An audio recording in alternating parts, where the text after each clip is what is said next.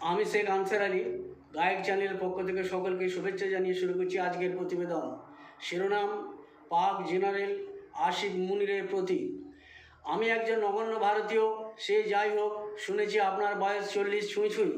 কাজী আপনার কাছে যা ইতিহাস, আমার কাছে তা বাস্তব। তাহলে শুরু করি। জুলফিকার আলী ভুট্টোর ফাঁসির সময় বিশ্ব বিবেক কেঁদে উঠেছিল, তাই হাতে কোনো দু একটা দেশ ছাড়া সমগ্র বিশ্ব জেনারেল জিয়া হকের কাছে ফাঁসি মুকুব করার আবেদন জানিয়েছিল, যদিও তাতে কাজের কাজ কিছুই হয়নি। তাছাড়া রাজনৈতিক রীতিনীতিকে ভুলণ্ডিত করে, রাষ্ট্রসংঘকে থোড়াই কেয়ার করে আমেরিকা দ্বিতীয় পর্যায়ে ইরানকে আক্রমণ করল। পরের ঘটনা তো সকলেরই জানা। একথা স্মরণ করিয়ে দিয়ে বলি, ভারতের রাজমুকুট মোরারজি দেশাইয়ের মাথায় শোভা পাচ্ছে।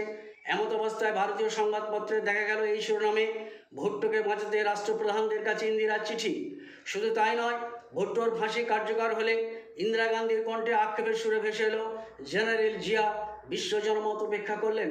তাছাড়াও হিন্দুরা বাংলাদেশে অত্যাচারিত হলে ভারতের মাটি গর্জে ওঠে, আবার বিপরীত ছবিও ধরা পড়ে।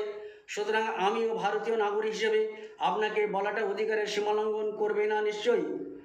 আর তা করে থাকলেও মুসলিম হিসেবেই কিছু কথা শোনাই। আল্লাহকে ভয় করুন, তাঁর সামনে আপনি আমি সকলেই একদিন মুখোমুখি হবই। আজ পাক কারাগারে বন্দী ইমরান খানের জীবন ক্ষয়িষ্ণু। এমনকি ক্রিকেট বিশ্বের অনেকেই তাঁদের উদ্বিগ্নতা চেপে রাখতে পারেননি।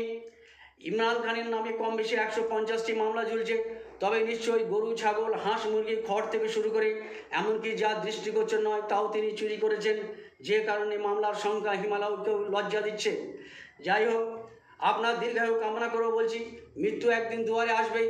অবশেষে ঠান্ডা গরম জলে অতি যত্ন সহকারে গোসল দিয়ে বর্ষা যে মাটির ঘরে শোয়ানো হবে, সেদিনেই তো আপনার আমার সকলেরই আসল বিয়ে হবে। ইমরান ভালো কি মন্দ সে বিচারের দেশের মানুষই করবে গণতান্ত্রিক পরিবেশে। যাই হোক, কিয়ামতের দিন সবল পশুর অত্যাচারের বিরুদ্ধে ব্যবস্থা গ্রহণ করা হবে। কাজেই আপনার আমারও রেহাই পাওয়ার উপায় থাকবে না।